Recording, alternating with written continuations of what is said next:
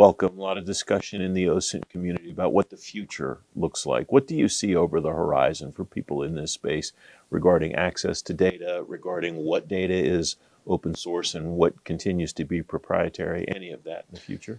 I think that the community is making some progress and is going to make further progress around defining the different types of data between commercially available, publicly available, and then what is actually determined and defined as finished open source intelligence products.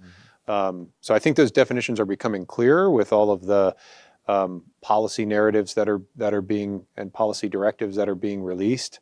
I think that clarity should continue to evolve, should continue to be announced and executed. Mm-hmm. So I think customers and practitioners are going to be more able to make their investments and more able to plan their environments and plan their execution around based off of which data they're able to collect and disseminate and then analyze. One of the challenges that strikes me for government agencies is they don't have any control really over what commercial organizations go for regarding open source information. And it's not that they're trying to take away spheres of influence from the government. It's just they have commercial interests in trying to collect certain information that the government used to collect on a proprietary basis. Mm-hmm. How's that informing, do you think, the way that the government makes these decisions about what it collects, how it collects it, and who it interacts with in the commercial space?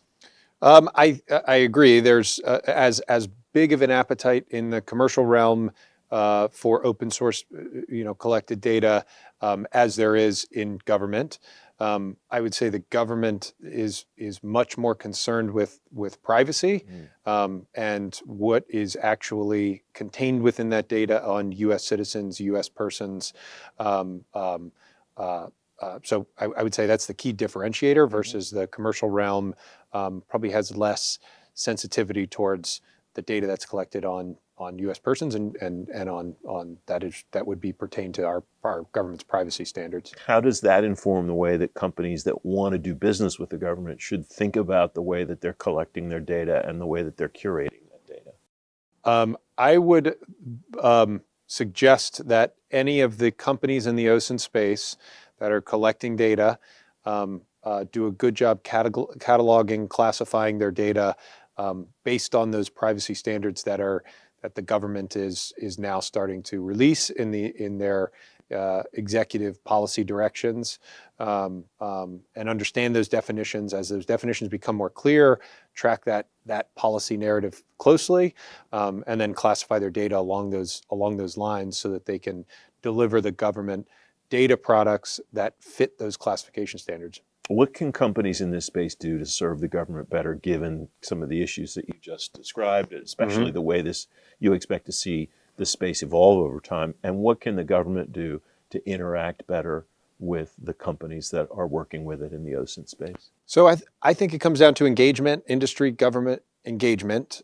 I think the companies that are sourcing data and sourcing data products, as well as collection and analysis techniques, need to follow the policy. They need to engage with customers that are the practitioners within government. They need to fully understand the use cases. And then on the other side of it, the government needs to maybe not publish publicly, but needs to have an openness with industry, at least for communicating their requirements, communicating how they're going about using data products to help solve a mission need or a mission requirement, and they need to have a way to relay that to the industry companies that are making these investments. Thanks very much for your time today. It's great to have you. Thank you, Francis.